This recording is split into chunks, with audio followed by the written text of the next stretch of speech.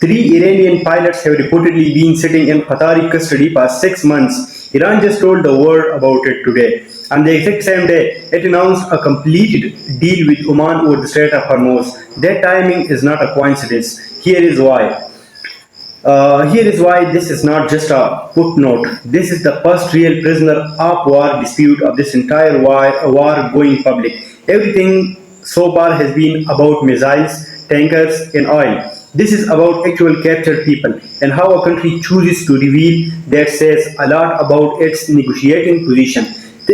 Timing like this is never random in a war, just tightly managed on messaging. Let's get into it. What actually happened and then why today? Back on March 2nd, two Iranian Su-24 fighter jets flew a combat mission targeting military assets in Qatar, reportedly hitting Al Udeid Air Base, the largest US base in the region. Both aircraft were hit by air defenses on the way back, forcing all four pilots to eject. One pilot, Majid Kazemi, was killed. Iran recovered his body last month. For the other three, Jawad Salihi, Abdul Majid Dashtian, and Umran, Iran originally said their fate was simply unknown. Today, an Iranian general said something different. All three are alive and have been held by Qatar this entire time, 6 months, with zero contact allowed with their families or Iranian officials. Iran sent a formal letter to the International Committee of the Red Cross demanding they intervene, citing the Geneva Convention's rules on prisoners' treatment.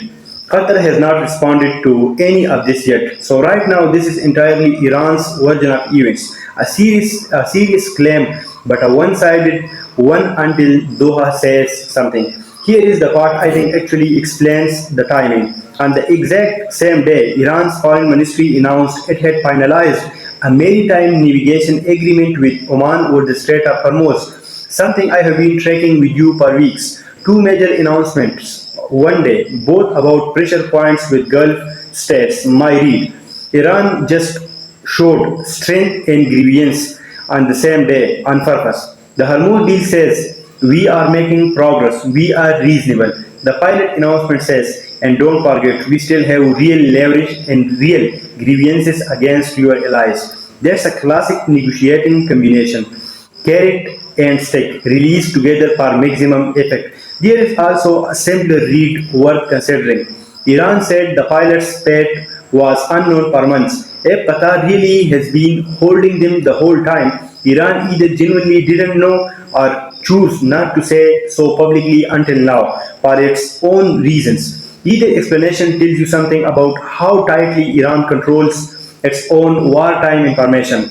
So, what is my prediction? My prediction is Qatar eventually confirms holding at least some of these pilots, likely tied to a prisoner exchange discussion rather than a simple release. Countries don't usually hold enemy combatants for 6 months with zero comment unless there is negotiation already happening quietly behind the scene. So, three pilots, 6 months of silence, and a reveal timed right alongside a major diplomatic win. Nothing about the timing here looks accidental. I will update you the moment Qatar responds. Do you think this is genuine humanitarian pressure or a calculated bargaining chip? I am leaning bargaining chip. Tell me if you read it differently. See you in the next one.